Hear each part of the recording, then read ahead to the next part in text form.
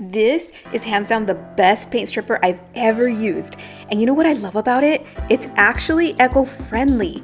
So this is a soy-based gel stripper and it's fantastic. Here's what I used for this project. A chip brush to spread the stripper, a painter tool to scrape the paint, and then you'll also need cardboard or a paper bag to put all the stripped paint onto. This is a 20-year-old vanity that I painted 11 years ago. It's got multiple coats of paint, at least 4 to be exact, plus 2 coats of polyacrylic. Since there were multiple layers of paint and poly, I decided to strip that off first and then sand. Initially, I did use a different paint stripper and it did not work out as well as I expected. So I ended up scraping the base and honestly, I hated the process. By the time I got to the cabinet doors, I decided to give the soy gel stripper a try.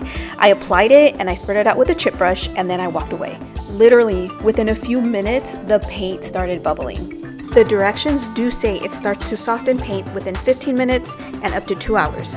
Since this was my first time using this product, I let it sit for 30 minutes just to be on the safe side. This right here, this is what I came back to. I was amazed, especially because the previous paint stripper I used did not work this well. Look how easy these layers just come off.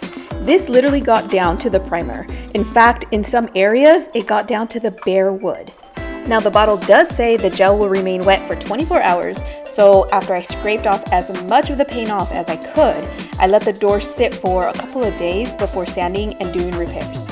I love this paint stripper. It's eco-friendly, it doesn't have any fumes, it won't burn your skin. I cannot say enough good things about it.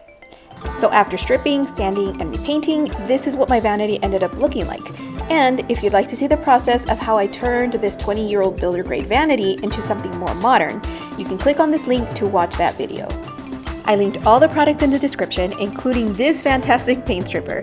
And if you have any questions, I'm always happy to help. Happy DIY!